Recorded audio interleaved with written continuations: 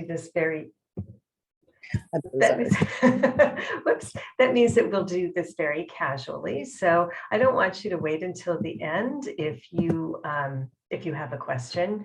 We're small enough so that you can just raise your hand, wait until I take a breath, and you'll be able to just are you okay with people unmuting themselves and asking questions? Okay, yes, super, absolutely. super. I think that's the best way to go. We'll be really casual. I will be able to answer general questions. I may not be able to answer a question that has to do with your specific situation, but I'm more than happy to make sure that you have my contact information. If after tonight you want to have a chat, I'll be more than happy to reach out and get in touch with you. So I am going to get us started. I have a very short presentation that will usually inspire lots and lots of questions. So that's why it's not very long. Let me get to the beginning here. So this is a presentation that I've done a couple times out in the community, and this is just a little bit more geared towards SEPTAR for this evening. But what we're going to talk about is what do you do when it feels like nobody is listening when you have a concern about your child? So we're going to start at the beginning, if you will, and then move through until we actually get to the phase where appropriate dispute resolution is appropriate. Here we go. Okay, so I'm going to start at the very beginning and just think about the people who are working with your child. I'm all about finding the fastest and most efficient solution to any problem that you might feel that your child is facing. So I'm going to take you through this hierarchy because this is really where you want to start before giving me a call. But there's each person on this list does have a specific function. So again, Catherine has been kind enough to put the presentation in the chat. So if you want to print it out and take notes, it's there for you. And thank you for doing that. So we're going to start first with your child's teacher. So contacting your child's teacher can happen in 3 different ways. So you can send an email, you can have a telephone call, or set up a meeting just if you see them in person. Really, the best way to get a response from a school district is to make sure that you put everything in writing. Email counts. That's why it's at the front of the list. We don't have time usually to put pen to paper. If you can, that's great too, but an email is a great way to start. When you do make that initial contact, you want to make sure that you have prepared for the conversation and that you have a list of your concerns. It's really easy to go off on a bird walk or get distracted by something and then forget one of your major concerns. It's like a shopping list, right? So you want to make sure that you have your list of concerns with you. And then after you've had the conversation, whether it's an email, telephone call, or a meeting, make sure you write down whatever the plan is that you and the teacher have agreed to. So it's always a good idea to follow up with a thank you. Here's my understanding of the conversation that we had, type of an email. Now, the reason that you start with your child's teacher is because they're the person who knows them best, and they can make the most immediate changes to support your child. Sometimes all it takes is a parent conference and they hear your concern. They're often running, and even then the next day they can start changing a little bit about their instructional strategies to make sure your child is doing better with them. What if the conflict is with your child's teacher? Or what if you and the teacher have tried a couple of solutions and nothing's working yet? Well, again, you can start with your child's principal. And again, with an email, a telephone call, or setting up a meeting, you're going to want to have not only your list of concerns this time, but also sort of a summary of what you talked about with the teacher, so they'll know what's already been tried. or in what's worked and what hasn't worked. And then again, before leaving that conversation, you want to write down the plan that you and the principal think might be effective for your child, just so that you can, again, summarize the conversation. Thank you for your time today. I really appreciate it. And I understand that now this is what's going to happen for my child.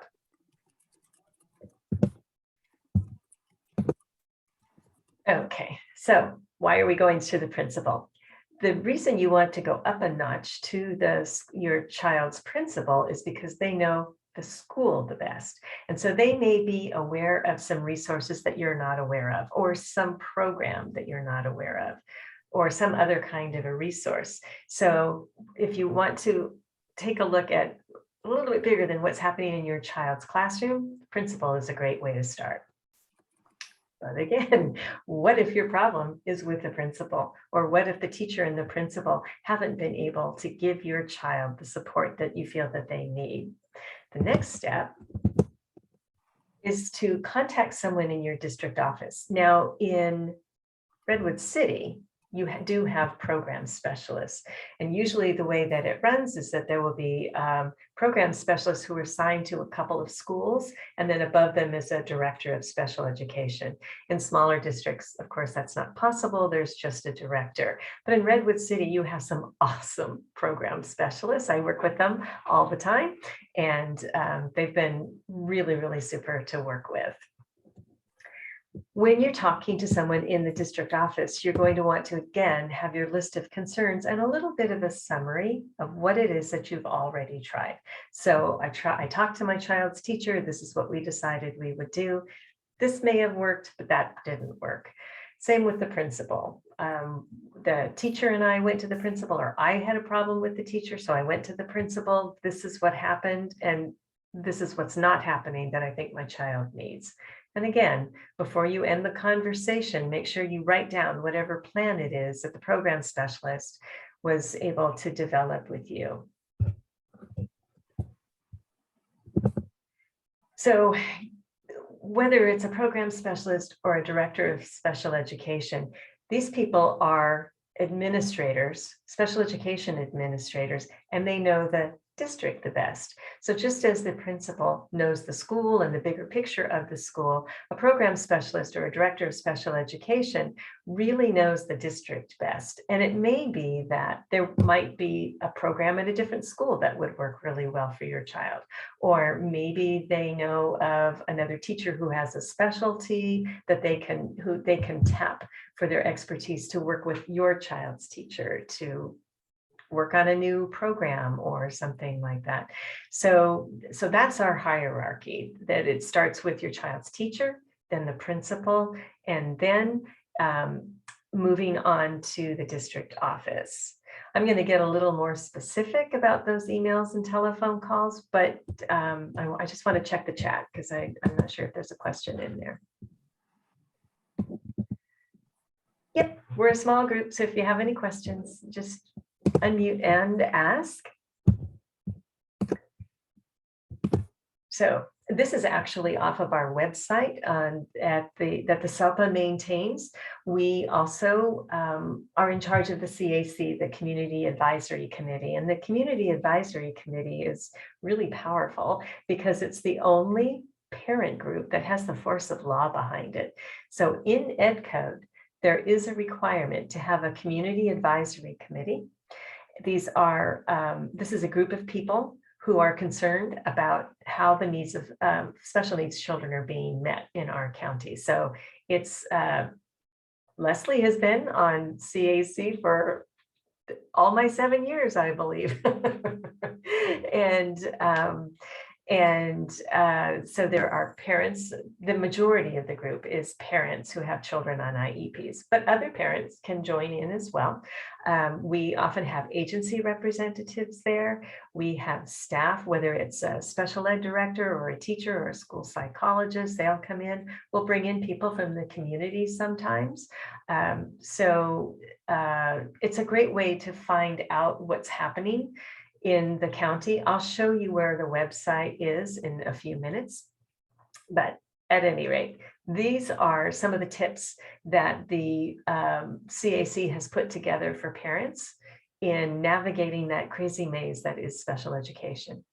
So again, having paper and pencil, or if you're able to be able to take notes on word processing, some way to keep track of what it is that you're preparing to say, and then also what the plan is after you've had your conference. It's super helpful for school staff and for other district staff to hear you identify yourself and also give your child's name, because sometimes last names are different. Sometimes well, obviously for your teacher, it's going to make it real easy, but sometimes even principals might be aware of your child. And so knowing who your child is and your name, super, super helpful. You want to make sure that if you are talking to the principal or the district office, that you're very specific in dates and times of when you spoke with people. And if you happen to find somebody on the phone who seems to be really, really helpful, don't hesitate to ask for their email address or their telephone number. For most of us who work in school type structures, email really is the way to go, because most people aren't sitting at their desk all day. It's not that kind of a job. So if you can get a person's email address, that can be really super powerful. You want to state at the outset why it is that you're calling. If you're having an email exchange and you're planning on a phone call, it's a good idea to give the people that you're emailing with your questions in advance. That way, if they need to do some research, if they need to gather some data, if they need to look at your child's work samples, they can do all that. And it makes your conversation a whole lot more productive. And it may be that you're just calling to make an appointment, not really to talk things through. It may be that somebody told you that they were a good person to talk to. And that's good to know too, because if you can help build those connections, it builds a nice, strong, positive relationship with the person you're turning to get some help. Also, again, we've talked several times about being prepared, making sure that you have relevant data. Now, this list is very complete. It includes insurance information and pediatrician and all of that. Most of the time, that's not what you're going to be needing unless you're calling the school nurse or you're calling someone who works on the medical issues with your child while they're at school.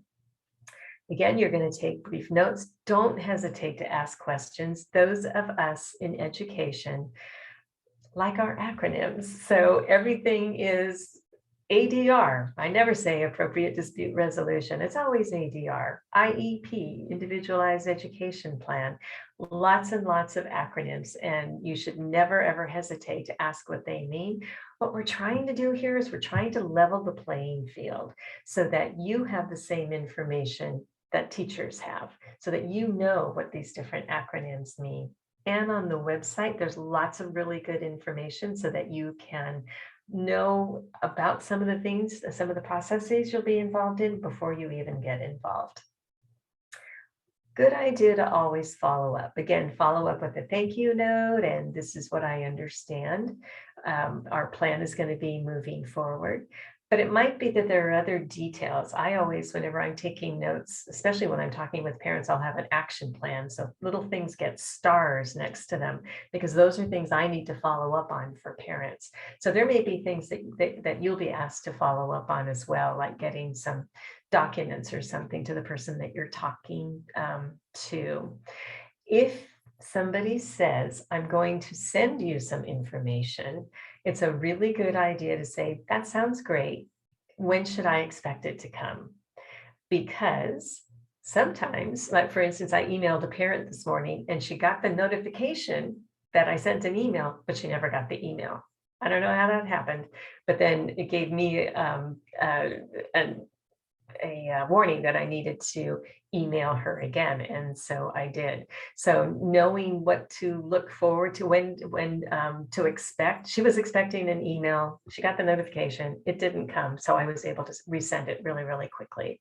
So also, it's a good way to make sure things don't fall off people's plates, because some of us have, just like your refrigerator has notes all over it for baseball games and soccer games and all that, teachers' rooms can look that way as well. And so you just want to make sure, not that you're going to be nasty about it or anything, but that you want to make sure you know when to expect the information that they're sending you. And again, even in the thank you note, it's a good idea to summarize, because you want to make sure everybody's on the same page, that you're understanding exactly what the teacher or the principal said, and that there hasn't been any confusion. All right, any questions about that? Anything there? I'm not seeing any, so I'm going to put a whole bunch of words up here next. But we're not going to go over this sentence by sentence. Here's what it means. What all of this means is that when IDEA was passed, first we had 94-142 in 1975. And then in 2004, we had IDEA, which was great because we learned a lot between those years about what was working and not working in special education.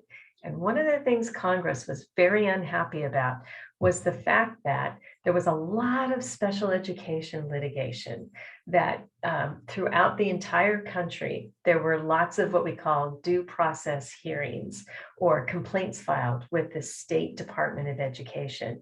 And Congress said, we don't like that. So there's a tiny little phrase in IDEA that says, states, you need to come up with what they used to call it in the olden days was alternative dispute resolution. And that meant an alternative to lawsuits.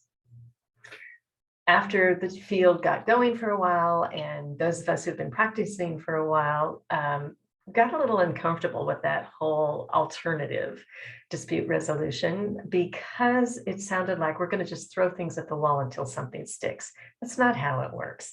The way that it works, and I'm going to explain that to you as we go through our strategies, is that what we do for appropriate dispute resolution is very, very carefully thought out. Nobody just jumps in and starts giving you advice or telling the school to do something. There's a whole interview process and a whole fact-finding process to make sure that when a solution is developed or proposed, that it's really going to be successful. And so for that reason, the field has sort of moved into appropriate dispute resolution instead. It involves people like me. We call ourselves neutral facilitators.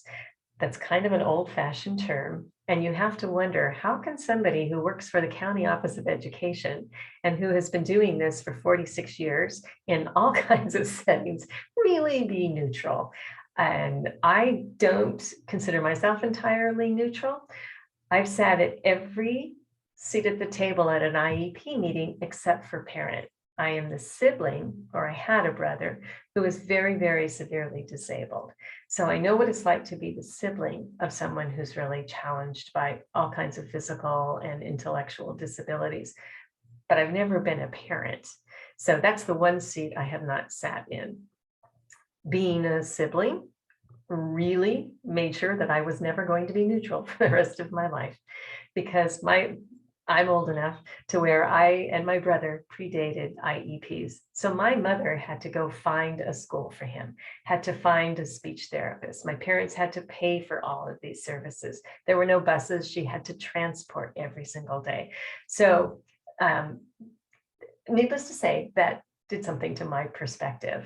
As a special day class teacher, that affected my perspective as well. As a speech pathologist, that's giving me yet again another perspective.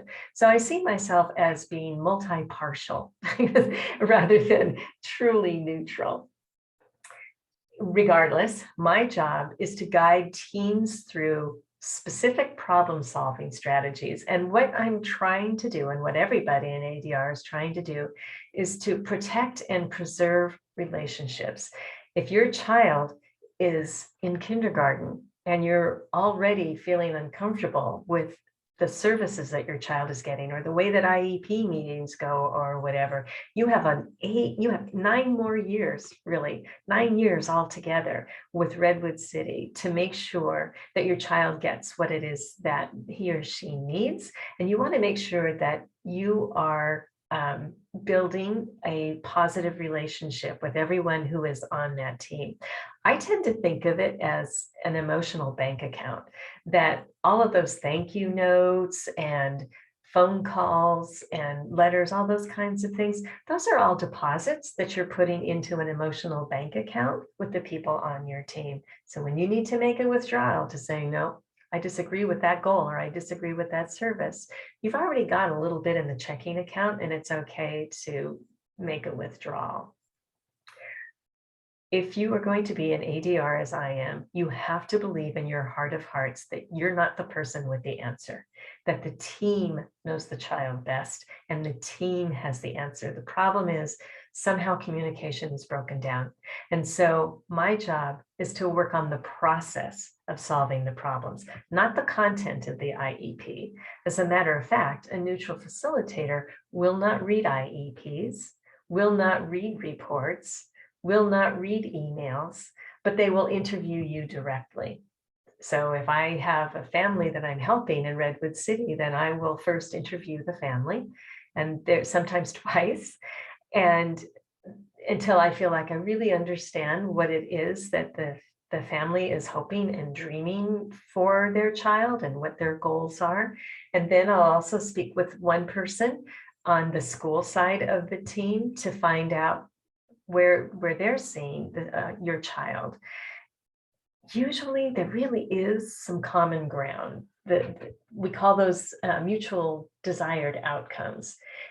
But getting to those desired outcomes is sometimes where the problem is. So it's my job to come in with problem-solving strategies that will help the team look at what's going on a little bit differently, learn to communicate a little bit better, do some healing if there have been relationships that have been damaged.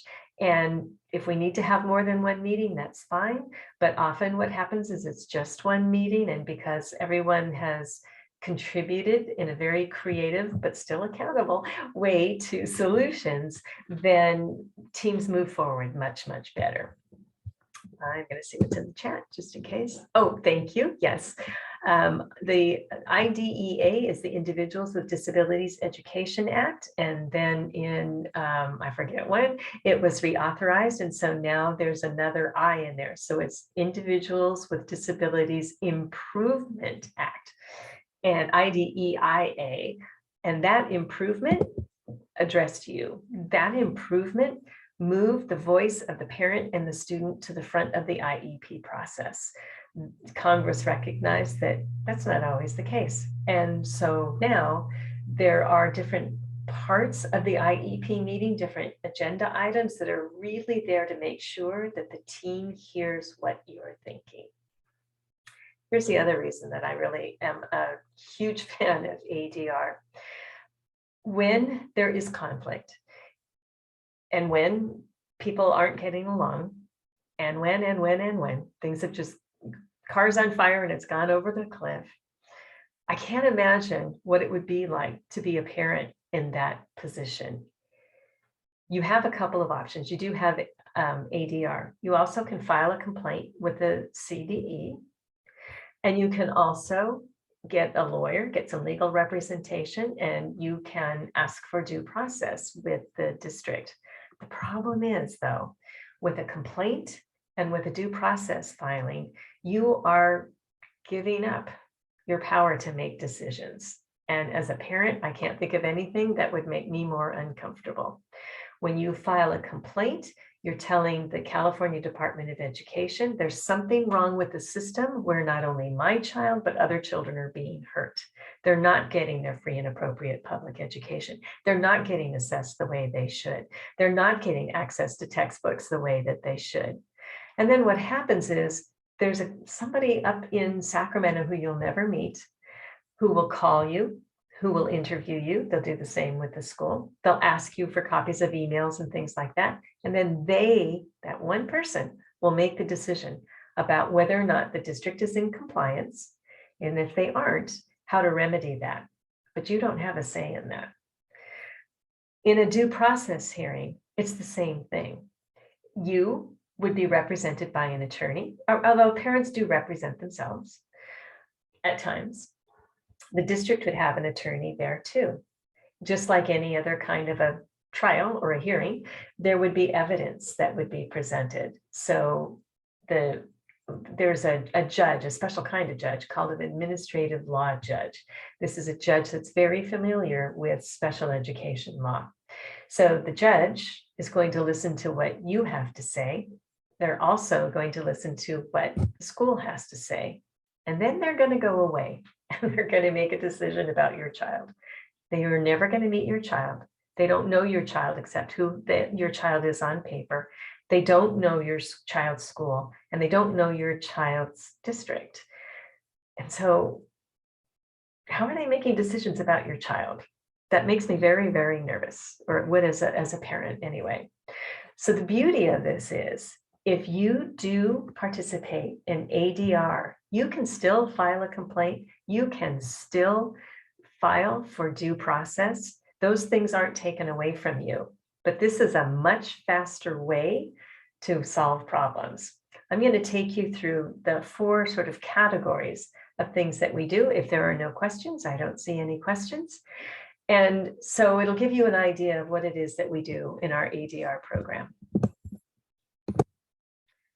So the first thing, and this is where I probably spend most of my time in ADR, is, like I said before, leveling the playing field. What we want to do is we want to build capacity. We want parents to go into IEP meetings feeling like they know what's going on, feeling like they know what to expect, feeling like they have some knowledge that's not going to be the same as the teachers, right? But at least you're not going in totally blind.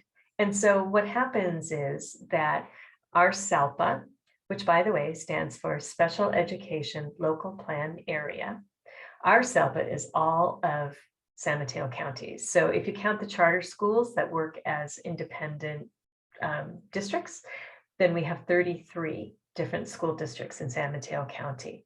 And so what the SELPA does is we sponsor, through our ADR grants, we can pay for experts to come and present to parents and to parent groups. We also can come out and make sure that you have speakers for your CDAC meetings. What we want to make sure is that parents and caretakers have the same vocabulary and at least some knowledge of special education law. So that's part of what we do. The other part of what we do is that we, those of us who are program coordinators in the SELPA, spend a lot of time talking to teachers, talking to finance people, talking to principals to make sure that they understand what their obligations are under Ed Code and under IDEA. We want to make sure that you can walk into a meeting feeling like my teacher knows what they're doing when they're writing IEPs. I'm going to show you in the website a little bit later where there's actually an annotated agenda, what to expect in an IEP meeting. It's an agenda that I wrote, and I wrote 2 versions of it. When I'm training staff, they have an agenda that says, at this point, you're going to tell the parent, or you're going to say, or here's what you're going to do. Parents, you have the exact same agenda, only it says at this point, you should expect to see or expect to hear. So nothing should come as a surprise as you're going through your IEP. You should have a copy of that agenda so that you know. If you want to dig even deeper into things and learn about our SELPA's budget and the services that are offered throughout the entire SELPA, you can do what Leslie did. You can join the CAC. We meet 4 times a year. We have speakers. This year we spent sort of reformulating ourselves because we were the rebel CAC in the state. We were the only one that wasn't called a CAC, and we had very different functions. But we've since gotten back to the original version of what a CAC is all about. And so I'll show you again on the website. We finished our meetings for the year, but in August, you'll have the calendar for next year. And so we are making sure that we're giving technical advice to parents and caretakers and educators. For community members, and that doesn't matter who you are, you can be a teacher, you can be an advocate, you can be an agency representative, you can be a parent, anytime you have a question about the IEP process or about something that's going on with your child, you can email me and we'll have a brief consultation. Sometimes that's all it takes is a phone call or an email to be able to solve a problem within 2 or 3 days. And I'm going to give you my contact information. I think it was on the first slide, but I'm not sure. And yes, Michelle, I do work with the high school districts. I know that those of you who have 8th graders have been having transition meetings lately. And so the SELPA will support our children from birth to 22. We support families and the educators who are working with them. We go from right about where the Cow Palace is, that's as far north as we go, all the way down to East Palo Alto. So we are a very, very large SELPA. So this is how we build capacity. And the way that we look at this is if everyone has the same information, if everyone has the same technical information, it's going to reduce the numbers of times when conflict arises just because people aren't communicating clearly. So that's where I spend most of my time. But sometimes IEP team members can start to lose direction and to start to go off in different directions. And so in that case, what we want to do is I'm a big fan of facilitated meetings. This is relatively new. It's not something that all SELPAs do, but you'll see that towards the end of the process, we have these things called facilitated IEPs. And classically, that's what's going on throughout most of the state. But here, what we like to do is we like to try and get involved as quickly as possible. So sometimes you'll go through, say, your annual review, and you will be happy with everything that's in the IEP except for one thing. Might be placement, might be a service, or it might be goals. And in that case, what we can do is, if I have a chance to talk with you and talk with the school, it's not as in-depth as a facilitated IEP because we're just going to concentrate on one single subject, but often we can get to the resolution that you need within that week. It'll only take 2 or 3 days to be able to get people together. That's the hard part, is getting schedules to match. When we can get people together, I can bring in some problem solving strategies, and that problem that you just could not get through can be solved within 2 or 3 days.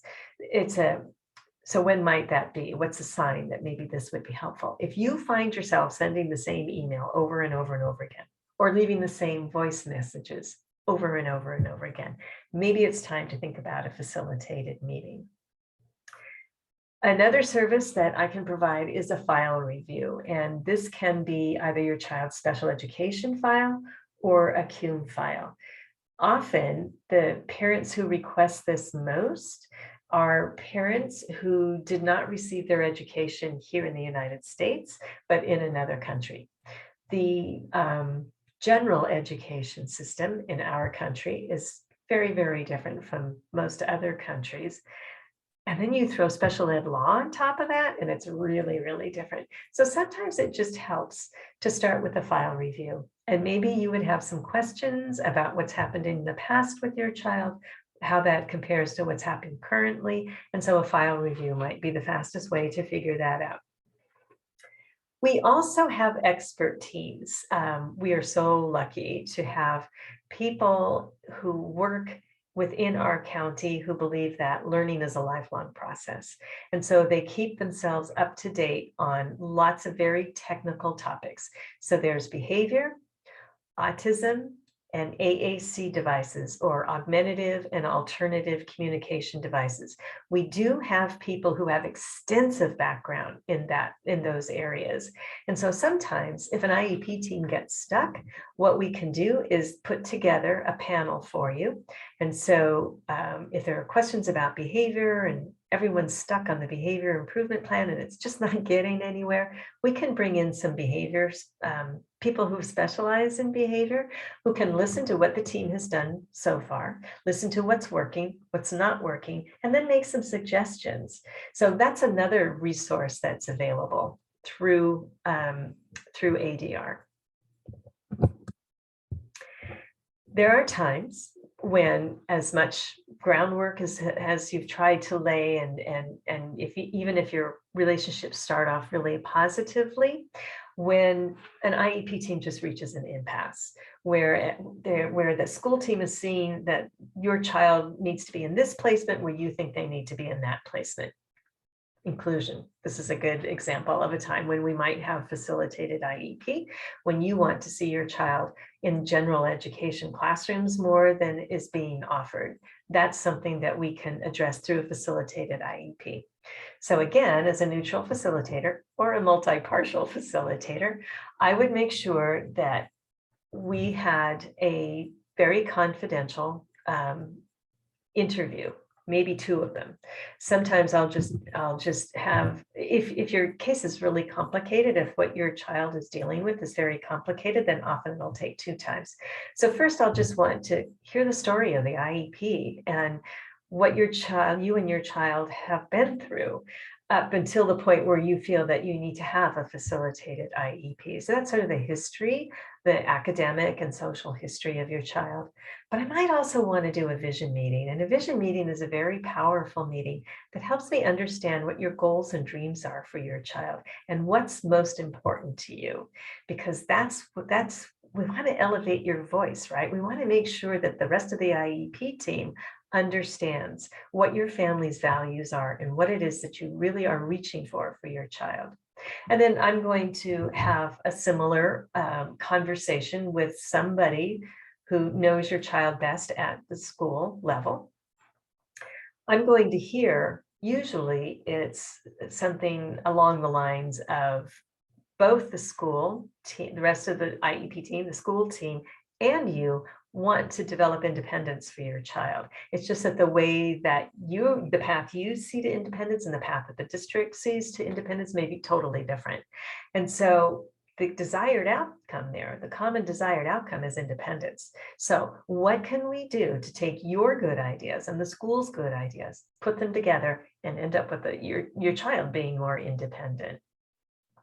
I'm going to do that by totally shaking up the IEP meeting. I'm going to go in with charts and grids and all that sort of thing to look at data and help the team find different ways to solve the problem. So rather than just sitting and talking back and forth over the IEP documents, we're going to look at some problem-solving strategies that will move the team forward to getting to that desired outcome. Another thing that we can do, if that's not the route that feels comfortable for you, is we can also do a solution panel. So what happens is that you and the IEP team come and sit at a table with all of the IEPs ready to go and to talk about. And right across the table is another team from another district. So if your principal is there, we'll find a principal. If the speech therapist is there, we'll find a speech therapist. We're going to match the team member by member so that they can help your team explore different ways that they're handling the same problems in their districts. So it's just another way to explore other solutions that maybe haven't occurred to your entire IEP team. So that's another area where we can help. And then finally, we can still help even if you have filed for a complaint or due process. Again, a complaint is something that is filed with the CDE because you think more than just your child has been harmed. Again, it could be they don't assess often enough, or the district isn't providing the services that are on IEPs, or the district didn't get me the records that I asked for within 5 business days, as Ed Code says they're supposed to. So all of those things are handled through a complaint. There's what's wrong with the system. I'm complaining about the system, as opposed to due process, again, where it's you and an attorney and the district and an attorney having a hearing about what's going on. And that's usually around your child not getting FAPE, not getting a free and appropriate public education. So if you decide to go one of those two routes, you can still give me a call. I have just recently been certified so that now I can mediate that due process that you requested. So before going in front of the ALJ, the administrative law judge, which by the way is going to take at least 60 days, stop and think about that, because there are 20 days in a school calendar, in a school month. So if you have to wait 60 days, that means that before you even get to hearing, your child will have spent another 3 months in school without a solution. It's another reason I love ADR. We can be there in 2 weeks. But at any rate, while you're waiting for that, we could also do a facilitated mediation. It looks very much like what a mediation would look like after you have filed and somebody comes down from the Office of Administrative Hearings. You have a mediator who can come down. I can now function as that mediator. And so it'll be a local mediation. If we're in person, then the district will arrange for 2 rooms because you will be in one room with your spouse or sister or advocate or whoever helps you makes you feel comfortable, and the district will be in their room with their people too. And I will go back and forth so that what will happen is we'll meet together, we'll talk about what the problem is, we'll talk about what issues we're going to resolve, and then one by one, we will try to resolve those. These usually take half a day to a couple of days. And at the end, what we'll have is a settlement agreement. A settlement agreement is like a legal contract. It's not an IEP. It's a settlement agreement, which is different. So we would have figured out, let's say you came in with 3 things that you weren't happy with, then there would be a solution to each of those 3 things, and you would sign it, the district would sign it, and now it's a legally binding contract. So I can do that for you, and my coworkers after August are going to get certified too. So we'll all be able to do that. We can also offer a facilitated resolution session. A resolution session is something that a family and a district both have to agree to. Oftentimes, attorneys don't like them, and so they will say, no, we don't want to do that. They don't want to do it because it's not a confidential process the way that it's written into Ed Code. But we can do a facilitated resolution session. A resolution session means that what that would mean would be that, first of all, we would have you sign a confidentiality agreement, and we'd have the district sign a confidentiality agreement. Now, anything that is said in this resolution session cannot be used in due process because you will have signed to protect yourself. So what would happen would be that I would read whatever it was that you filed, whether it was the due process or a complaint. Then I would read what the other side is saying, read both of those things together. Then I would bring you together and we would try to see if we could work out a solution or a resolution to the areas where you have disagreement. So again, it's a process of problem solving strategies. It wouldn't hurt to do that while you're waiting those 60 days for due process. For a complaint, it's about 45 days, but it's taking even longer because of COVID. There have been so many that there's a big backlog there. I see that there's something in the chat. All right. Do you also help IEP and parents determine if the IEP is the right path or if we can switch to a 504 plan? So that is an IEP team decision, and it's very, very individualized. Sometimes that's what comes out of the facilitated IEP or the facilitated meeting. So yes, that's a serious conversation to have. And so there are some parameters like sometimes what happens is that a student is ready to be exited from an IEP, but we know they still need support. And so we can make a referral for a 504 plan so that if the marker is, if what your child needs is accommodations, that's the way to go. And it's a good, I like doing that because I'm picturing our kids going off to college. Once they turn 18, our kids are the ones who sign their IEPs. they're also the ones who have to advocate for what they need. So if they have a 504 plan in their history, taking that to a community college or to a state college or a university is a very powerful way to help them advocate for what they need. Can you file a complaint with something that has happened in the past and you're no longer in the public school system? Those, you know what, I'm going to have to research. I know that for a due process hearing, it's 2 years. You can go back 2 years. I'm not sure with a complaint, so I'm going to have to figure that out and get back to you. And those are the only questions that I see. So I'm going to stop share. Well, actually, I'll take you to the next. Because now what I want to do is open it up and see if you have any questions, and I can also walk you through our website. So I am going to stop this share and just check in with you and see if anybody has any questions that you haven't had a chance to ask yet. Hi, Michelle. Do you want to unmute yourself and talk? Buenas tardes. Buenas noches. Mi pregunta es, en mi caso, yo tuve ID hace poco y bueno, me indicaron para marcar 2 cuadritos y firmar, pero no se concluyó el ID de la reunión entre los maestros porque quedaba pendiente unos estudios de mi niño, porque mi niño tiene una discapacidad única que es MIS2 y él no habla. Oh, okay. Thank you. Yes. So, I'm hoping somebody can translate for me because I don't want to miss anything. Cut bits and pieces, but not all of it. Sorry. so her child has a unique disability, Mm-hmm. and cannot speak. And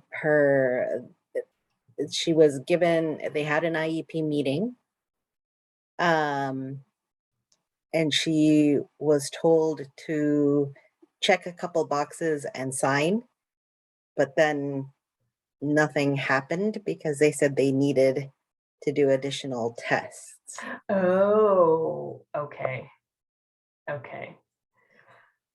And she has not heard back from them. Yeah. Okay. So when was this meeting held? Esta reunión fue hace como un mes atrás. It's been at least a month. Okay. And in the IEP, did you sign, it's called an assessment plan. Did you sign a plan for the testing that they wanted to do?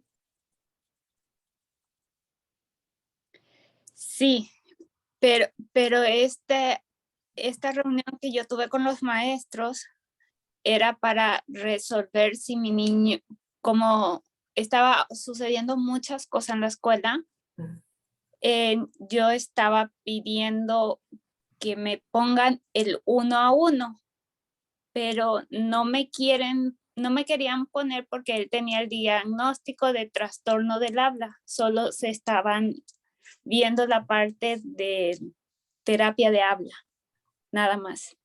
So she is requesting a one-on-one aid because there's been a lot of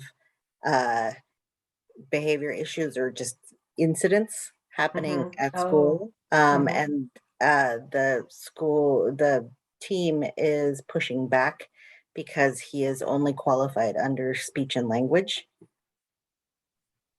So, Can I say something? Hola, Michelle. Ya te vi. Yo le invité a esta junta. I invited her to this meeting because I felt that she really needed this help. Her child is sort of in the process of getting diagnosed, is my understanding. He's had a diagnosis that's a unique genetic condition. But the way the school district has it down is it's so far like he didn't qualify under other categories other than speech. but she's getting him assessed outside as well, is my understanding. ¿Verdad, Michelle? Lo están evaluando fuera del distrito también, ¿verdad?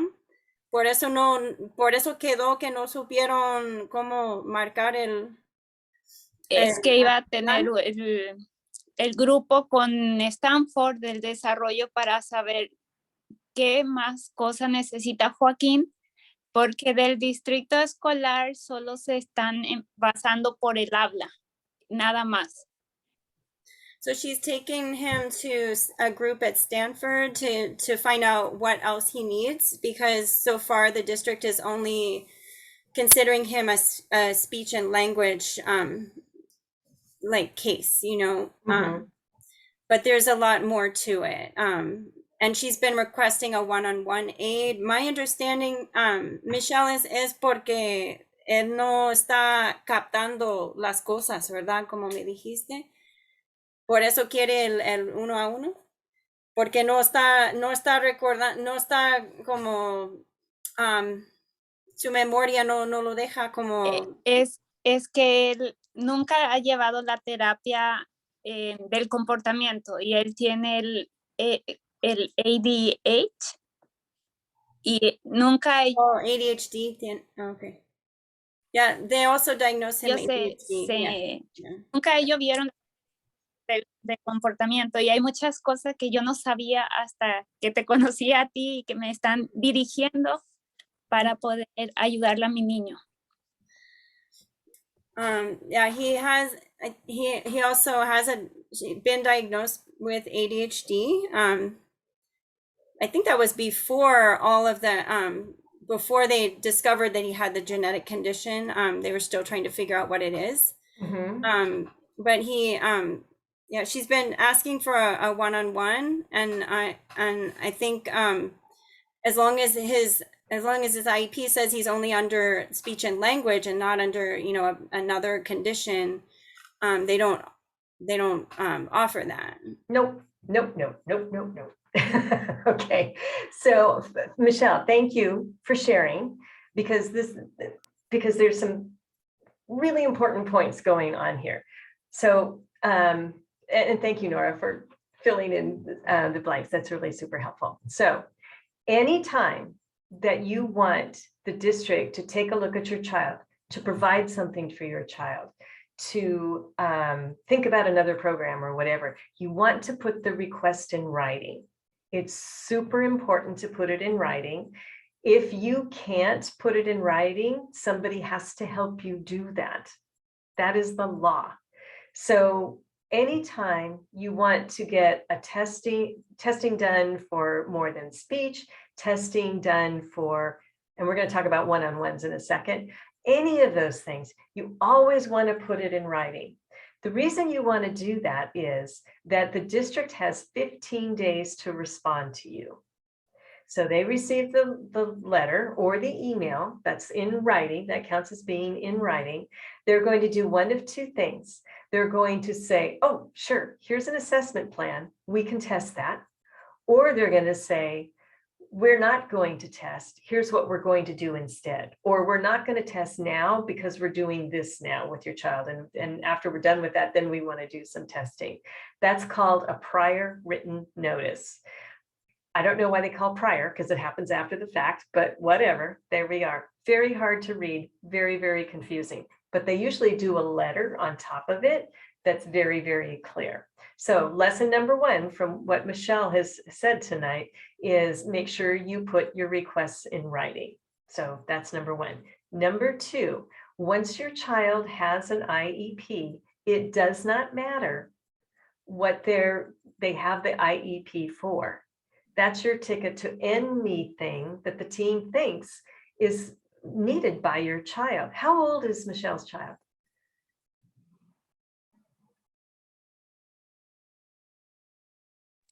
Mi hijo tiene 9 años. 9. Y Okay.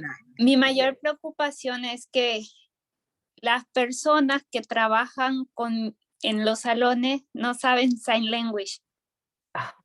Y mi hijo en este año escolar fue la etapa más dura porque cambió al 3er grado y la maestra estuvo de retiro por este año y tuvo sustituta. Y durante este año escolar hubo 4 incidentes que a mí como mamá me tiene agobiada, preocupada sobre eso. Wow. Okay. Her child doesn't, the teachers don't know sign language. And there have been at least, and he's been, he's had a change in teacher. Yeah. And then there have been at least 4 incidents that have really kind of scared her and made her very frightened just this year. Okay. At school. So Robin, how do you know Michelle? Her other child is friends with my child. Okay. But I've seen both of her children, at their house, and we just started talking mostly because we have kids that are the same age and friends. Okay. But Okay. the child with the special needs is at a different school. I don't see him very much, but I've Sure. seen him at home. Okay. Yeah, he definitely, he wants to communicate, but Oh. he can't speak, and Yeah. he uses signs that his mom understands, but they're not teaching him Oh. signs at school that they don't understand.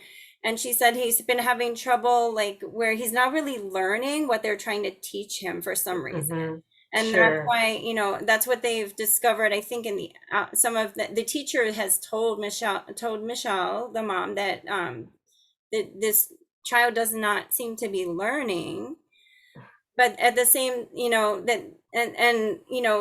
and then he's getting more and more frustrated. And then at Sure. the same time, they're saying that they can't provide one-on-one, aid. He's in Okay. a special class though. He is. Okay. Yeah. Okay. So lesson number 1 is put your requests in writing, and that goes for small requests or big requests for sure. Number 1. Number 2, parents have the right to call an IEP meeting anytime they have a concern. If you send in a request, email or in writing, that you want to have an IEP meeting, there has to be an IEP meeting within 30 days. So, Catherine's got a friend. So that's the other thing, that if you are concerned, you don't have to wait until your annual IEP. You can request an IEP at any time, and the district has to respond with an IEP meeting within 30 days. So that's lesson number 2. That's something else that Michelle can do. Number 3, let's talk a little bit about one-on-ones, because San Mateo County handles those a little bit differently than other counties do. And it's been that way probably more than 7 years, because I think I remember when this initially started. So the problem with having a one-on-one is that often what happens is that everyone talks to the one-on-one and they don't talk to your child. So that's problem number 1. And that can often include the teacher too, that instead of talking to your child, they're talking to the one-on-one. We found that there were a lot of parents who would get a phone call from their one-on-one saying, I'm sick, I'm not going to school today. And so parents would keep their kids home because nobody else really knows their child. And that's not okay. Your child deserves to be in school every single day. And so what our SELPA has done is, instead of having one-on-one, sometimes there is one-on-one for a severe medical reason. Yes, that could be. Instead, what we do is we have a process that's a very, very thorough evaluation. It means that someone is going to observe your child every minute of the school day. Doesn't mean you're going to be taking data all day long, but usually a couple of people will go in at different times throughout the week. So somebody's covered 9 to 10, somebody else is covered 10 to 11, and then 11 to 12. Looking at recess, looking at lunchtime, looking at the library, looking in the classroom, looking at PE, all of those things. So we really understand what's happening with your child. Because the other problem with one-on-ones is that often kids, it stunts their independence. They become very dependent upon one person to give them prompts to know what to do. And if that person isn't there, they don't know what to do.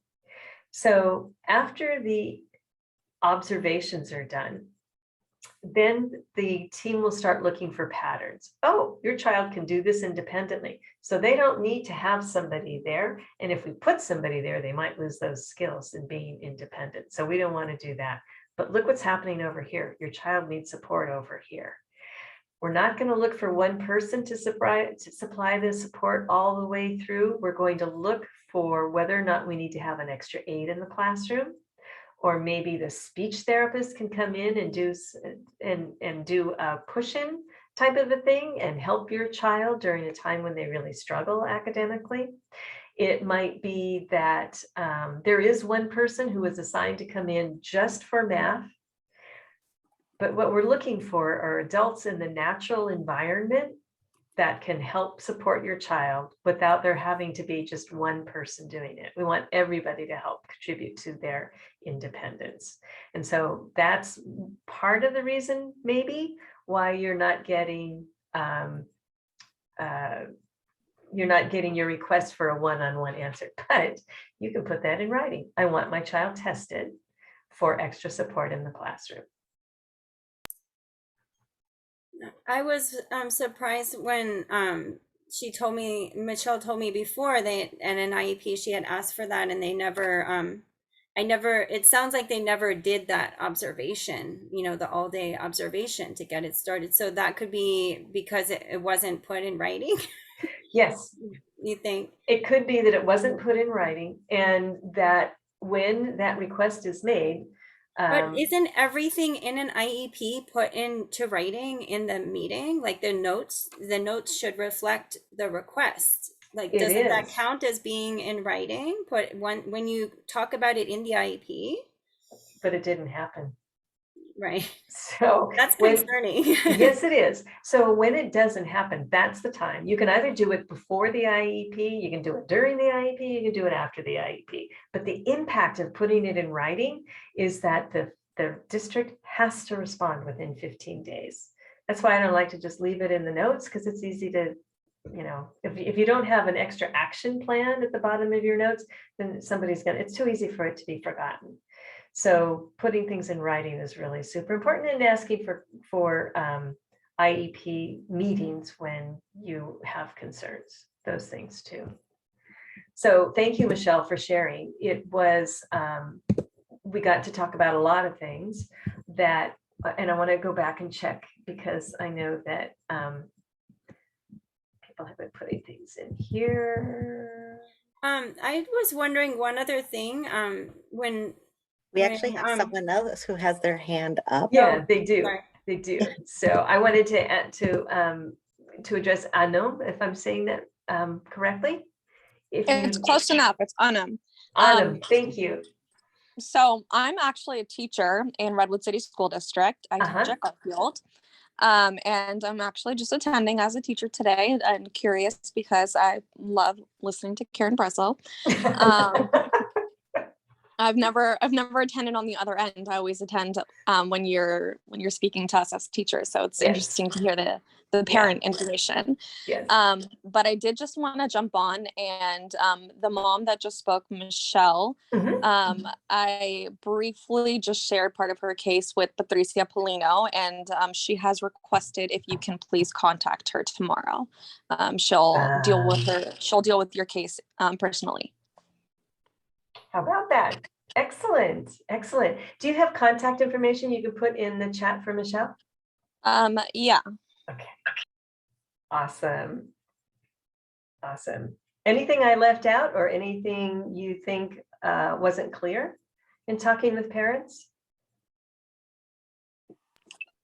No, but I think one of the parents had just brought up about the notes, that if something's not in the notes. So usually when you're signing an IEP, I think before you sign the IEP, if you have any concerns about the notes, I would just make sure you read through the notes. So when you sign the IEP, you're signing whatever is in the notes. So if you believe that there's something missing in the notes, then make sure you read the notes first. So in Redwood City, do you guys read the notes before ending the meeting? We do not. Yeah. What I usually would do when my child had an IEP is I wouldn't sign the final. I would sign for attendance, but I wouldn't sign the IEP until I got to see the notes. Because if I learned the hard way, if I wanted to change something afterwards, they would not change the notes. They would only add an addendum. And so I would request to see the entire IEP with the notes and, you know, approve that. And then I would sign the whole thing. So that gives you like that chance to make sure, not when you're under pressure in the meeting and they're saying sign here because we have to all go now. No, the meeting's over and you have to go.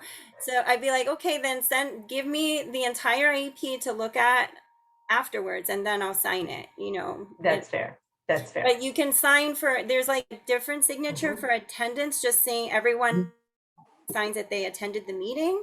And then the other part can be signed afterwards. That's how. That's true. That's true. We would ask that, just as you would expect that the school district would respond within 15 days, that you would sign within 15 days too. Whichever way you're going to sign, doesn't matter, but that we do get a response within 15 days. Yeah, I think they have a shorter timeline than that in Redwood City too. Like I've been told, like within like, I don't know, a few days you have to sign it. Or that's what I've been told anyways before. That would be nice. And we really then the schools really appreciate that because of the way the IEP has to be processed and everything else. There's this whole nasty system that everything gets plugged into. And so, yeah, it really helps. But you do have about 15 days. And if you have any questions, you can call your teacher, call your child's case manager. They're going to know the fastest and best way to solve whatever questions you still have. Sarah. Sara Larios. Hola, buenas tardes. Buenas tardes. Mi nombre es Sara Larios y mi niño tiene IEP. Bueno, a él le pusieron IEP porque él me nació de 25 semanas y pues empezaron con muchas terapias como de lenguaje, de la vista, ocupacional y pues muchas terapias, ¿verdad? Pero hoy en día, gracias a Dios, solo tiene 2 terapias, que es de la vista y de lenguaje. Pero estaba escuchando también sobre 1 a 1. Mi niño tiene un ayudante y estaba escuchando de que por una parte está bien y por otra no, ¿verdad? Pero ahorita en este caso, hace un mes lo llevé con su pediatra y pasó de que ella me dio un paquete un paquete para la maestra y uno para mí para que lo llenáramos. Y sí, lo llenamos, entonces a él ¿cómo le dijera la palabra? Lo diagnosticaron con ADHD,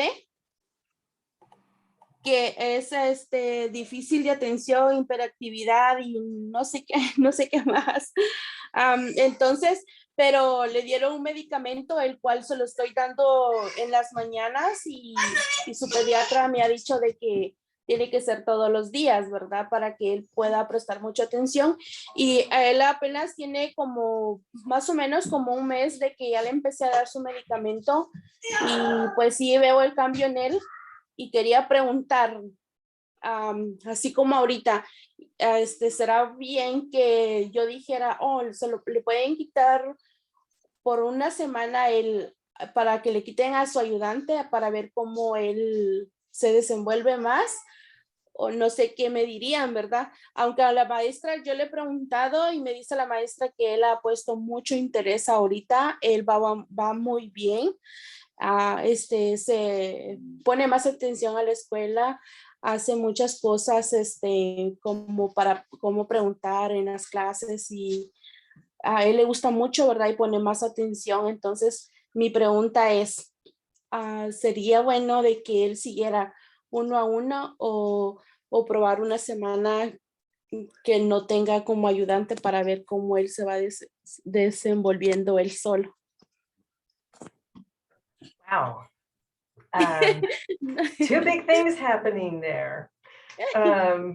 So the medication it looks like that could be a key factor. It's interesting that you're noticing changes in him. As a teacher or as a principal, I used to like to give the doctor information every Friday on how our kids were doing. So if I had kids in my class who were on medication, I would just do a simple little fax every Friday to the doctor. And what I would say was, I would have a conversation with the doctor, or the parents would give me a report that would tell me what to look for. And because you're right, that medication is an art. It's not a science, which drives me nuts, because I wish it was a science and not an art. But our kids go through so many different trials of medications, right? And so I would always make sure that I knew what the possible side effects were, and also that I had a really good idea as to why my kids were taking the medication that they were taking. So every Friday, I would send off a fax to the doctor, and it might be something like you're saying, that the teacher says that he's more attentive and more interested and probably doing more in the classroom, right? So that's information the doctor needs to know. That's telling the doctor that the dosage is really helping your child. So that's one thing that I would encourage, would be to ask the teacher if they could be sending information. And if they haven't done it before, they can contact me and I'll talk to them and show them how to do it. So that's number one. And number two, actually I'm going to say three things. When you have this one-on-one, when you have, we call it SCIA, Special Circumstance Instructional Assistance, ANCE, not NTS. It's not a person, it's a service. And so when you have that, there's been a lot of observation, a lot of, yes, they need it here, no, they don't need it there. So to just pull that person away could be a problem. But even before then, when that assessment is done and there is a plan for the special support, there's also a goal for how your child is going to develop more independence. And that goal gets reviewed every year. And the need for the one-on-one assistance, the special assistance, should be reviewed every year as well. So it's close to the end of the school year. It's a brand new medication, it sounds like, for your child. And yes, it looks like things are going really, really well. It may be too soon to make changes, but I think that if your teacher and the doctor are having, even if it's a one-way fax every day, or one time a week, you can tell how old I am. I said fax instead of email. They can email that too. That gets a conversation going. And so you can very, very carefully make changes in medication and very, very carefully make changes in support. Oh, ok, muchas gracias por la información. Sí, de hecho, cuando la doctora me le recetó ese medicamento, pues yo me asusté, ¿verdad? Porque la verdad es que ninguna mamá, le digo yo a mi esposo, que queremos que nuestros hijos les pongan medicamento, ¿verdad? Pero como dijo la doctora, esto le va a ayudar mucho a él para que él preste mucha atención y que él sea un niño de éxito, ¿verdad? Entonces, más ahorita que ya va a terminar la clase, me dijo, pero ya cuando él entre a segundo, pues él ya va a empezar más con muchas ganas y la verdad es que sí pasé unos días pensándolo y porque la verdad es que pues está chiquito mi niño todavía y me duele, ¿verdad? Pero yo digo, bueno, si es para que él aprenda, pues yo se lo voy a dar en el nombre de Dios y que todo va a salir bien. Aunque con como cada medicamento tiene su, ¿cómo es esta palabra? No sé, no recuerdo cómo es la palabra, que cada medicamento. Secundarios. Ajá, sí, eso. Side effects. Gracias. Efectos secundarios. Sí, eso, perdón. Entonces, la maestra me habló, la doctora me habló sobre los efectos secundarios, que iba a haber como mucho dolor de estómago, y a pesar de que él también es prematuro y él es muy picky para la comida y mucho me ha costado que él suba de peso. Entonces me dijo la doctora que iba a haber un problema en eso, de que él me iba a bajar más porque no iba a comer mucho y iba a comer un poquito menos, él iba a estar con mucho dolor de estómago, y pues yo más preocupada porque yo digo, ay no, ¿cómo le voy a hacer si estoy viendo a ver qué le doy para que él suba de peso? Pero él es así, no sube mucho de peso. Pero, y trataba de darle el medicamento de escondidas de él, en que sea en una cucharita le daba el medicamento, y me dice, mami, ¿tú me estás dando un medicamento? Y yo le dije, oh, sí, te lo estoy dando, le digo, porque así vas a aprender más y vas a poner mucha atención. Y entonces me dice, pero eso me da mucho dolor de estómago. Y entonces yo me ponía más triste, ¿verdad? Pero yo le decía, ya se te va a pasar y tienes que comer esto para ayudarlo. Y sí, él me decía, mami, ya se me quitó el dolor de estómago, pero yo sentía mi corazón. Oh, my heart. Pero ahí vamos. Entonces, gracias por la información, porque sí, la verdad que quería hacer esta pregunta, ¿verdad? Y sí, a la maestra le he preguntado cómo se ha portado, y ella me dice, señora Sara, Isaac se ha portado muy bien, él es un excelente niño. Para motivarlo también le estaban dando como sticker cada vez que él hacía una tarea, pero como que ya los stickers ya no mucho ya no lo convencían, porque me decía, mami, ya hice toda mi tarea, pero ya no quiero sticker. Y cada vez que uno le ofrecía algo, él decía, sí, mami, lo voy a hacer. Entonces, desde que empecé a darle el medicamento, él me dice, mami, hice mi tarea, mira, ¿qué me vas a dar? Y yo pues lo felicito y lo abrazo, ¿verdad? Y le digo que está haciendo un buen trabajo, y hasta la maestra me dice que él está ayudando perfectamente el medicamento, ¿verdad? Porque él hace toda su tarea. Yeah, well, we got to keep him going. If stickers don't work, we got to find something else. You've been through so much, Sarah. You've been through so much, and so has your son. And it breaks my heart to hear that he has had to struggle this much. He's so fortunate to have you as his mom. You were doing all the right things. And I can't imagine how hard it must have been to make the decision about medication. You're seeing some really, really good things from it. So awesome, Mom. That's great.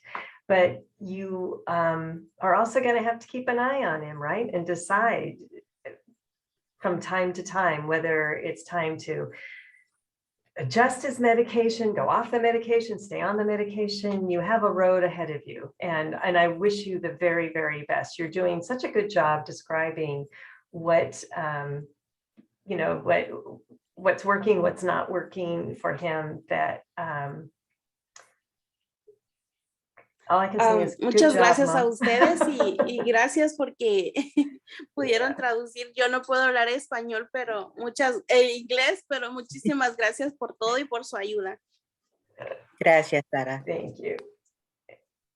And someday my Spanish will get better. And Julia has a question too. Ok, hola, buenas tardes.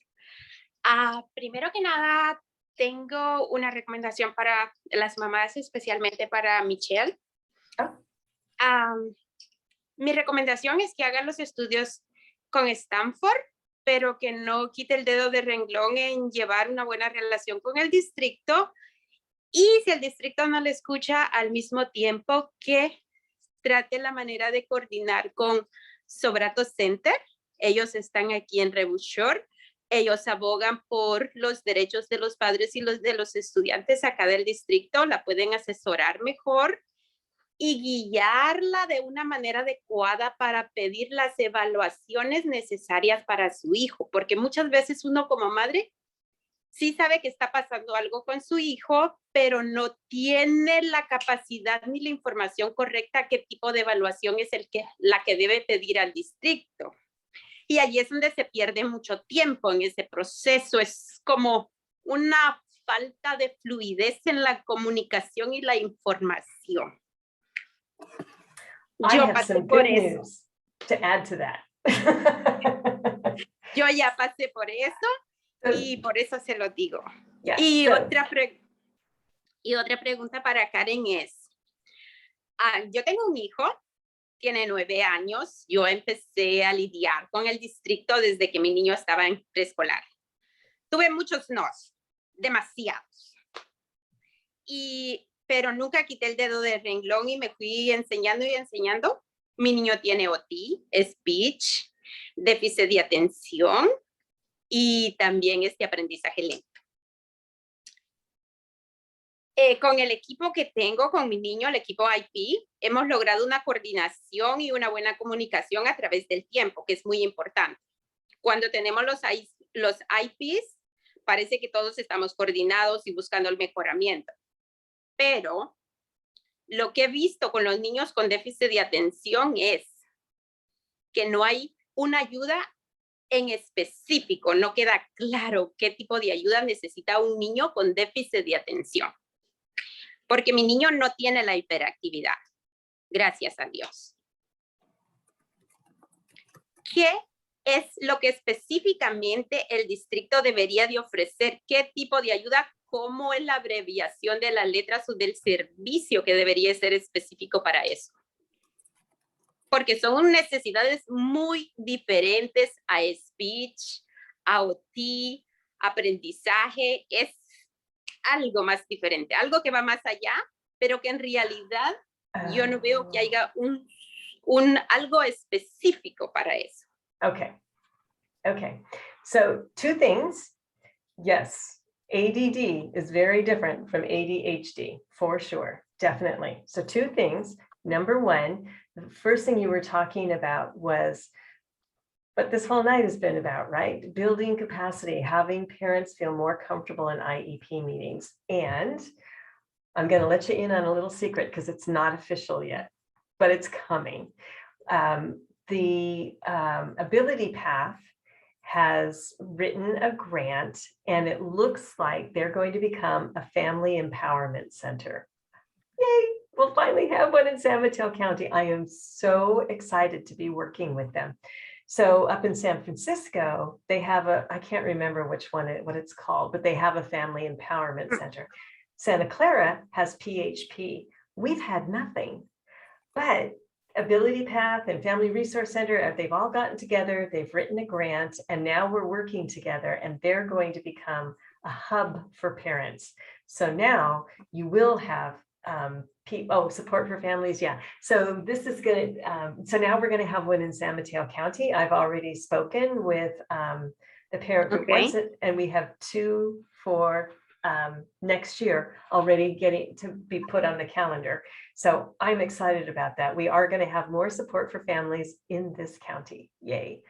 And then Julia suggests to Michelle to get the evaluations both at Stanford and also, yes.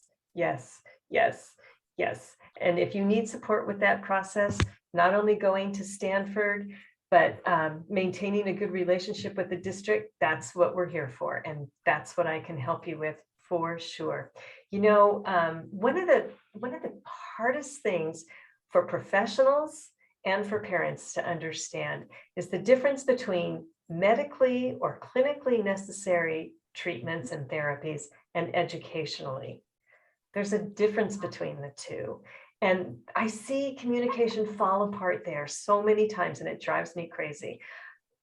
We go out to doctors, we go out to hospitals, we go out to health groups to explain the difference because doctors don't know. They think they can write a prescription for an IEP. That's not how it works. Doctors have, I'm just going to use doctors, but I'm talking about anybody who works in a clinic, right? They have their own definitions for what disabilities are. Mm-hmm. In the schools, we have to follow ed code. So here's an example. In real life, I'm a speech therapist. And so I've worked in every setting except a hospital because hospitals give me the heebie-jeebies, but I've worked everywhere else. Okay. I can't walk into tengo otras 2 preguntas. Yeah. So when I am working, say in my private practice, if a parent brought me a child who I tested and I felt really did have some language problems, then I could, as long as I was being ethical and legal, I could work with that child. But when I'm in the schools, even though I have my same master's degree, my same credentials, my same everything else, it doesn't work that way. I can only work with, if you lined up 100 kids and number 100 is a child who can talk and talk and talk and be very coherent and speak on any topic for 5 minutes. I can't work with that child. I have to go down to the bottom of the line, to like the last 7. And those are the kids that I can work with. Because special education in California, well, special education everywhere, isn't supposed to be the answer. We have to start remembering more clearly that kids start out as general ed kids first. And then if they're having difficulty, let's use this example, because this is a right that you have that people don't talk about much, but it's true. And it goes back to what we were talking about when, I forget who it was talking about their child who had a one-on-one, and maybe it was time to sort of pull that off. So your child has the right to what's known as educational benefit. That means that every year your child should be making progress. How do we measure that progress? Well, there's 2 ways. Number one is progress on their goals. So when the team writes a goal, it should be something that is challenging for your child, but it should be something that's realistic and that they can meet. So that's part of it. The other part of it is that you should expect that year after year after year, the services your child is getting are actually decreasing, and that's a good thing. I'm going to use myself as an example. I have really, really, really severe learning disabilities. In my 60s, I have as much trouble reading as I did when I was 6. That's not going to go away. Nobody's going to be able to do some kind of operation to fix my brain. If there was one, I would be the first to sign up for it, but it's not going to happen. What I've learned to do is I've learned to compensate. I've learned what to do on the days I can't read. I've learned what to do on the days I can't write. That's what we're doing with your kids too for special education. We can't go in and change their neurological development, but what we can do is we can teach them how to be better students. And so part of that is being aware of their disability and aware of what they can do to compensate for their disability. And so the only way to do that is to make sure that we are rolling services back every year. Now, it might be 5 minutes, it might be 15 minutes. It might be that they go from individual treatment to group treatment. All of that counts. That is your guarantee that you have a good IEP. If you're seeing the same goals and the same services every year, something is wrong. Your child has the right to be making progress, and that's how we measure it. So we wouldn't just pull a one-on-one off or experiment like that. We are very systematically, when I say we, I mean you and your whole team, everybody who's involved, is looking to see where it is that your child is getting a little bit more independent every year. So, you know, sometimes they think, oh, they're taking services away, instead of celebrating the fact that, yes, they don't need quite the same thing they needed last year. So that's an important concept too. Melina. Ay, perdón. Karen, y tengo otra pregunta. Ok, yo entiendo que mi niño va a lidiar con ciertas cosas a lo largo de su vida. Trabajo en concientizarlo y en hacerlo sentirse orgulloso de sí mismo, de sus capacidades y entender sus discapacidades. Pero mi pregunta es, ¿cuándo en cada IEP se va evaluando y se le va disminuyendo el tiempo en las áreas que él ya ha avanzado, o se van implementando otras reglas, otros goles? Pero mi pregunta es, yo entiendo que él va a necesitar ayuda para lo que viene, para ir al colegio, la high school y todo eso. Entiendo también que su IEP a la transición del middle school a la high school va a cambiar. eso no tengo muy claro qué es lo que uno como padre debe hacer para no perder esa ayuda.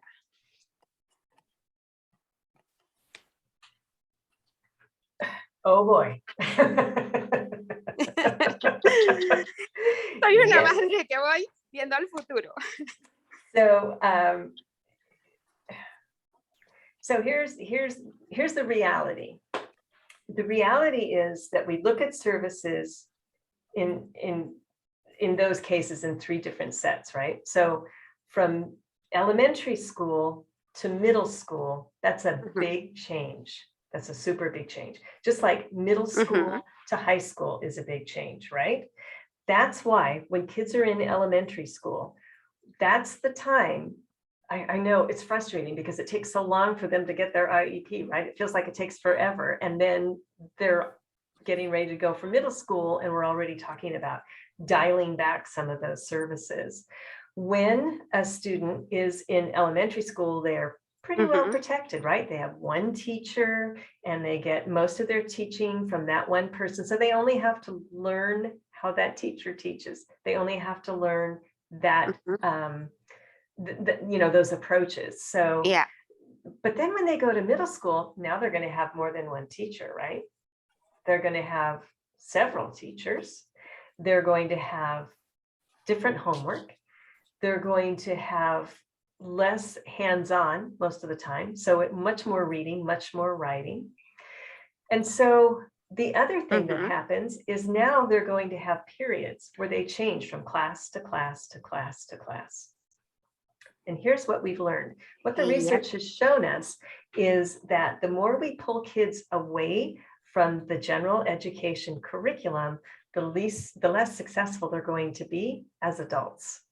Because every time we pull them out for special ed, they're missing what's going on in the general education classroom.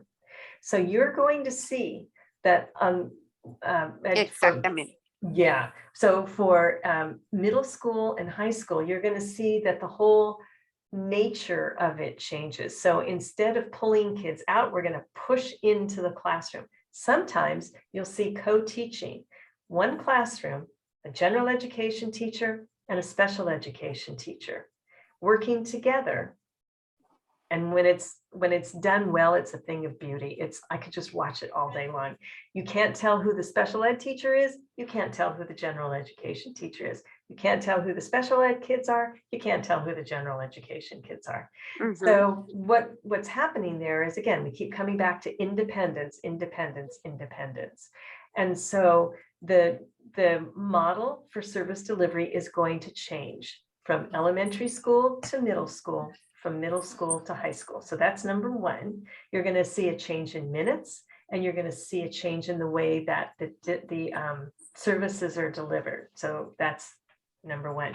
Number two, in middle school, we are preparing our kids for high school, right? And so once you get there, all the rules change.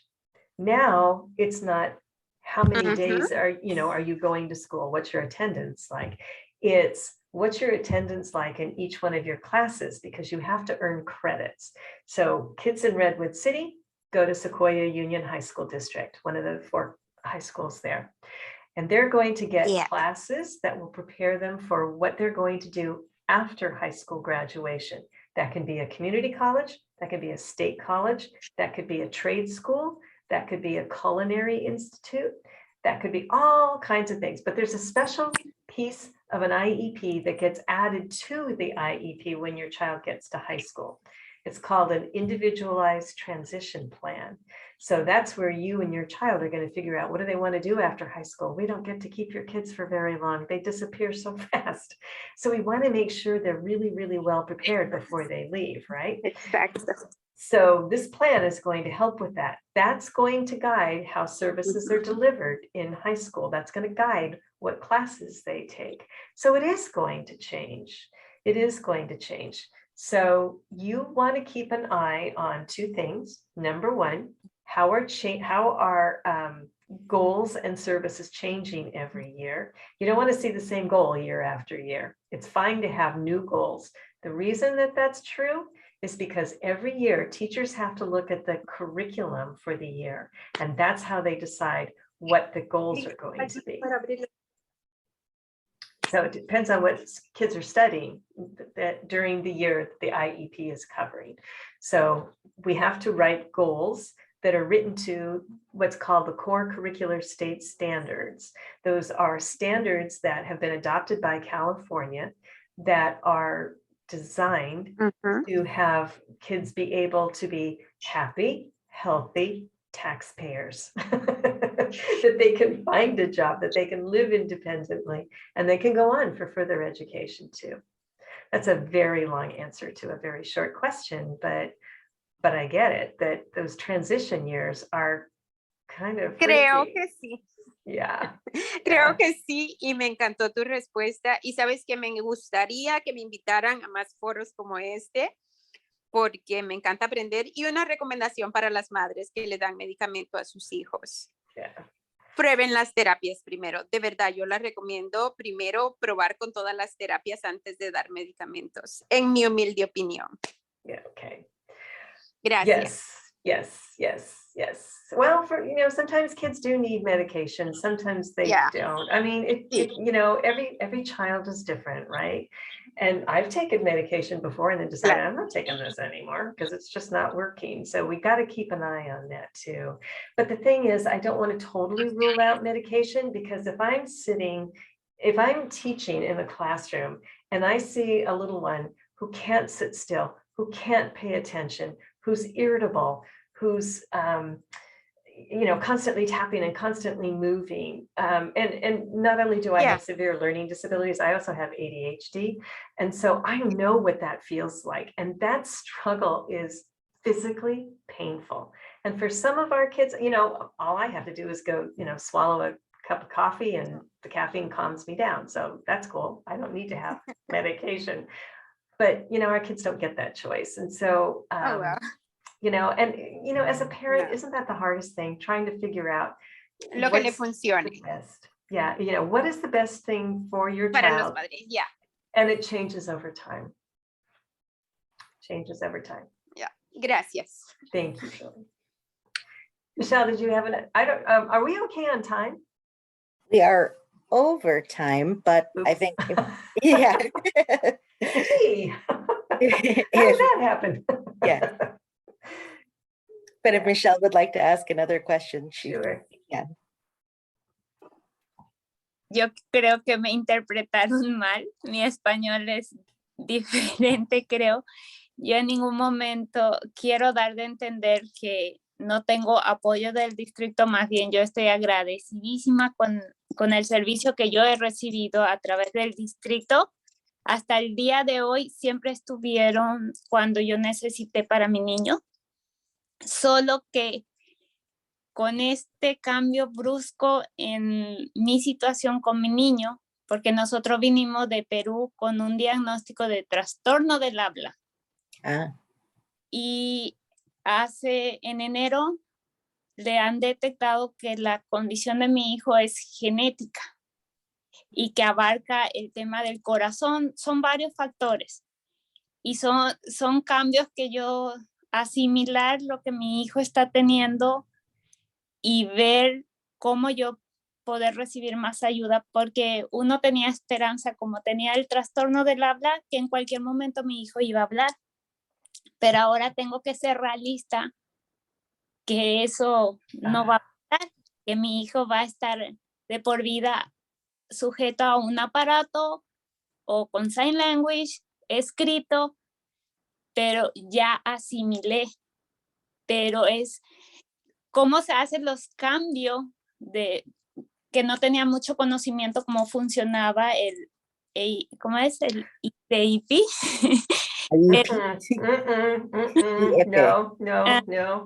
No.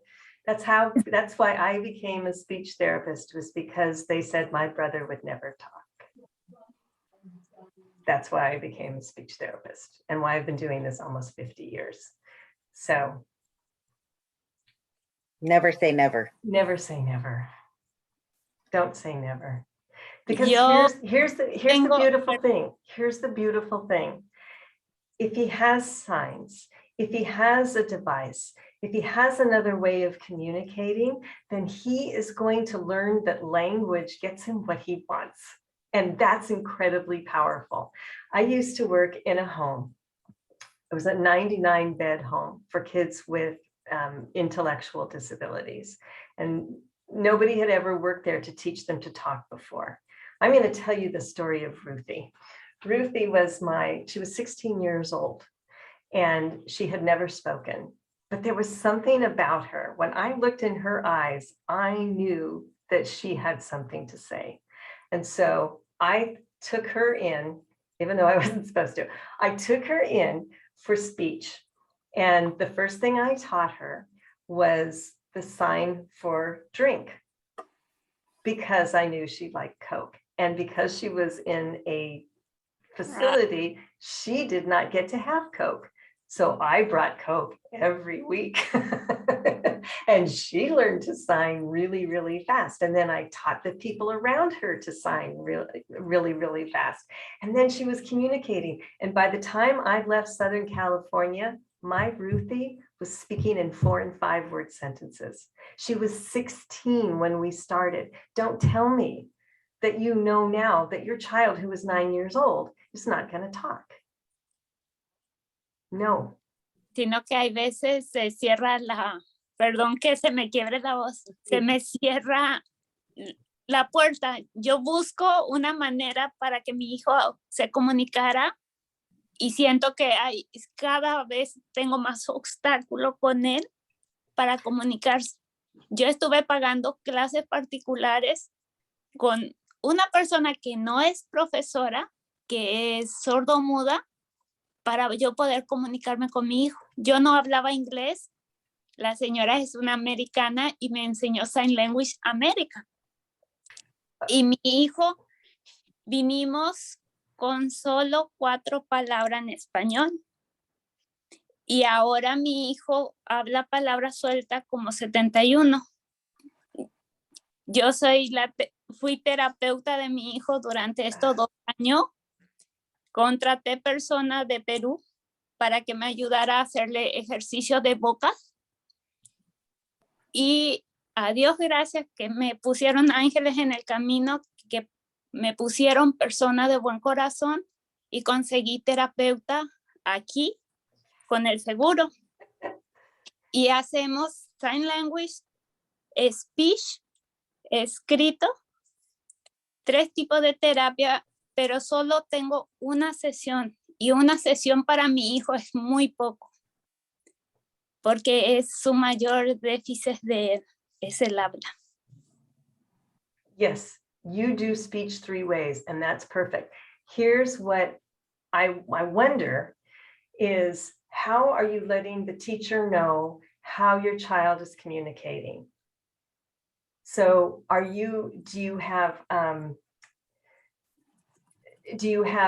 videos?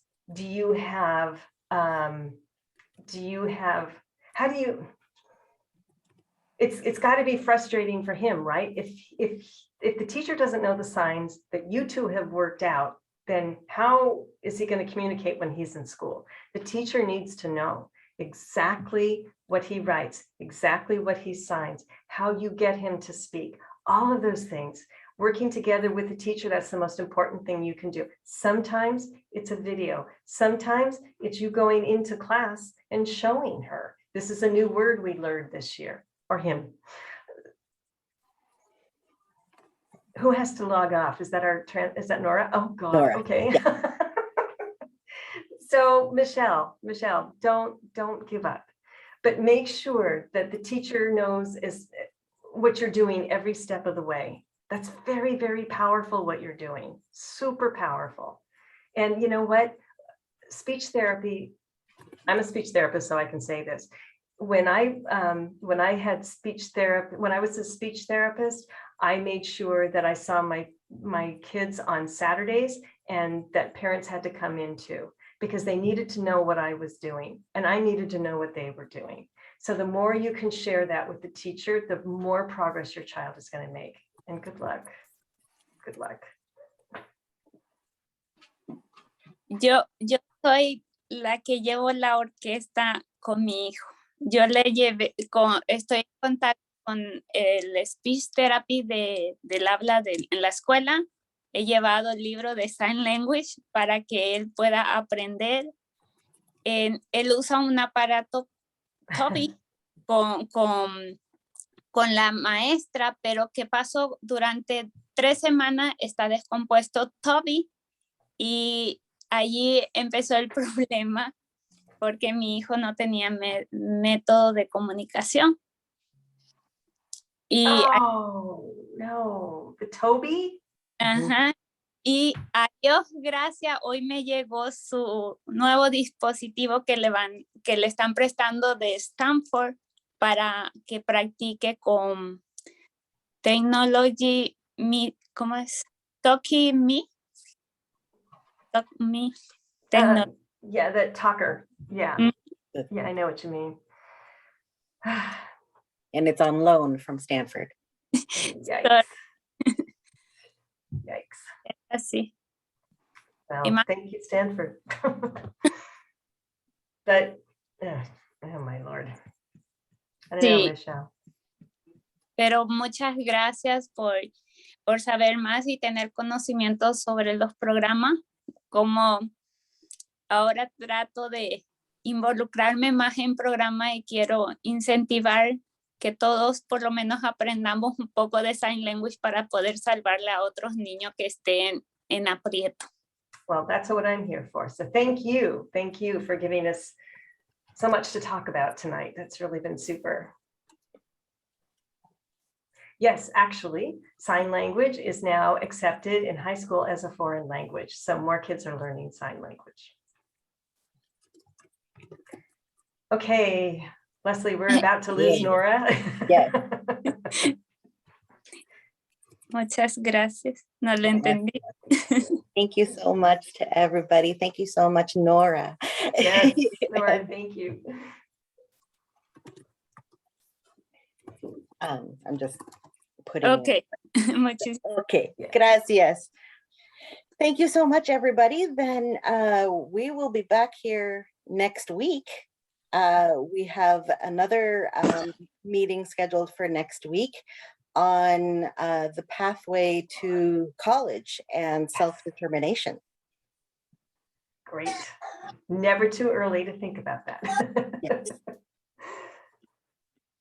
So more information will come out about that very soon. Ok, muchísimas gracias a todas. Gracias. Thank you so Muchas much, gracias por everybody. toda la información. Thank Buenas you. noches. Gracias. Gracias. Buenas noches. Bendiciones. Bye bye. Gracias. Thank you.